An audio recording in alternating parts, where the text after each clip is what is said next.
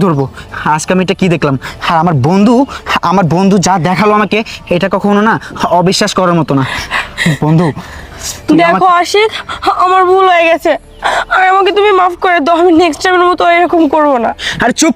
মাপ? তোমাকে আমি কিসের মাপ করবো? হ্যাঁ, তোমার সাথে এখন পর্যন্ত আমার বিয়েই ঠিক হয় নাই, আর তার আগেই তুমি আমাকে প্রতিনিয়ত এইভাবে ঠকাচ্ছ।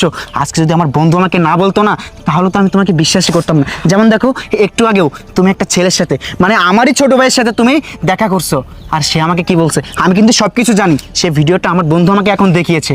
তারপরও তুমি আমার সাথে মিথ্যা নাটক করলা। তুমি আমাকে কি বললা যে তোমার নাকি জুতো ছিঁড়ে গেছে, এই জন্য তুমি এখানে বসে আছো।